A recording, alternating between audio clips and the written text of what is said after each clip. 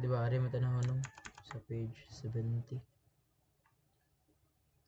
Ato na ni siyang baton kaya 71 hangtod sa 83. So atong unang buhaton is click rin ni siya atong data diri. Then arita sa format your visual. Dayon cell elements. Then ang series na to is sum of profit. Then iyon ang background color. Then pwede na ninyo ma-change ang color. Ang lowest value kay change na ko orange. Kasi complementary sa orange. Green.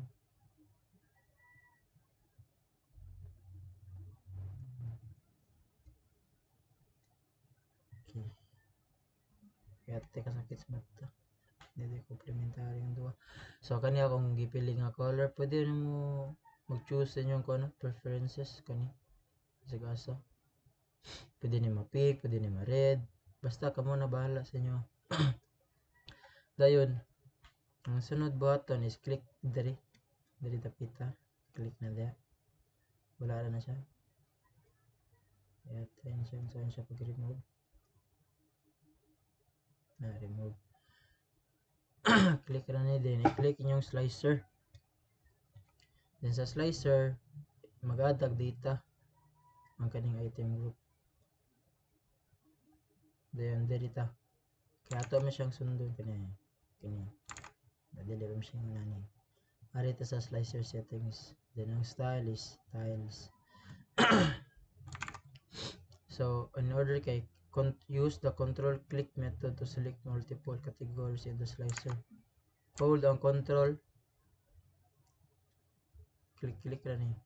Except sa laptop. Up lang laptop. Other than laptop.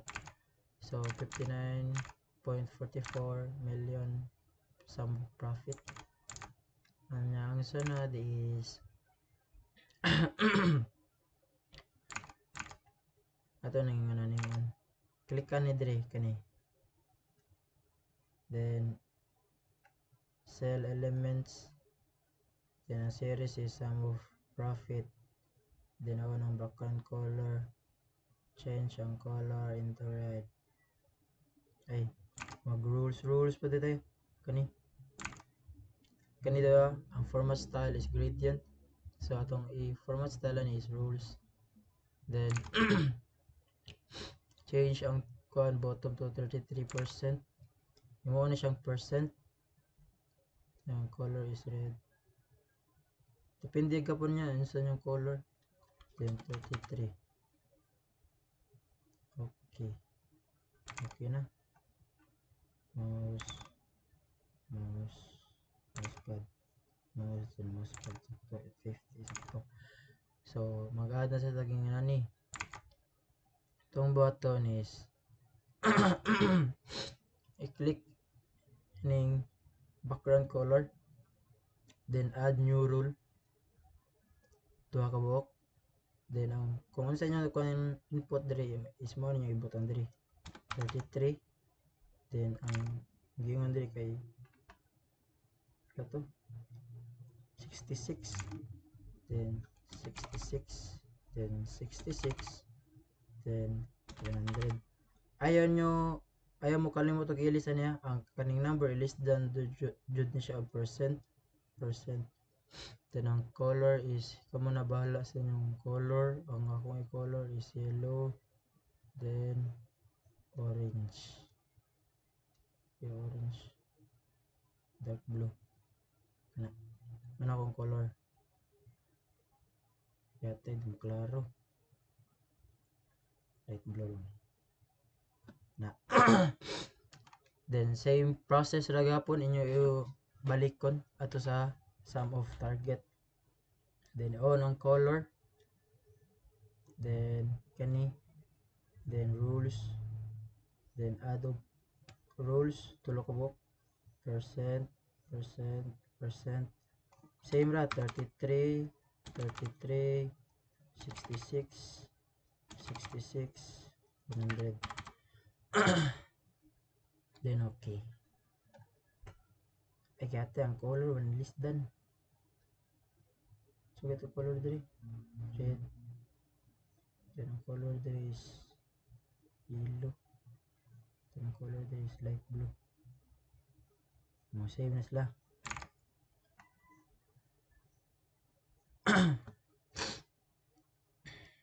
So ang kani daw use conditional formatting to format the rest of the fields so that each row follows the same color. So ato buhaton diri is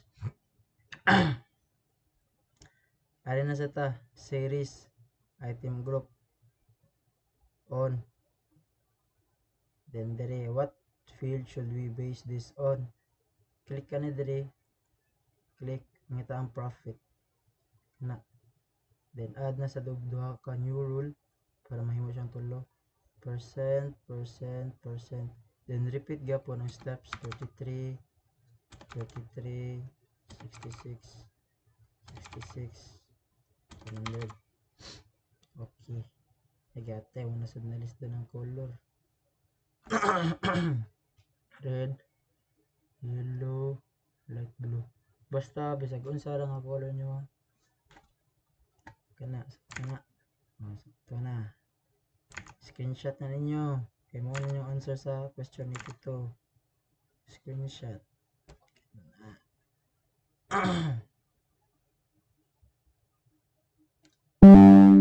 Na. Kanyo nyo ikuha na kay naglibo kung sa symbol sa greater than or less than. Then sunod kaning what happens when you include all item groups in the coverage of data. So unsa day may tabo if ato ni upload ng laptop. Ano na siya?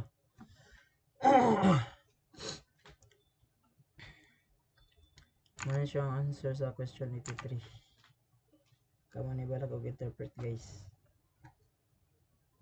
Na. And close. Stop recording.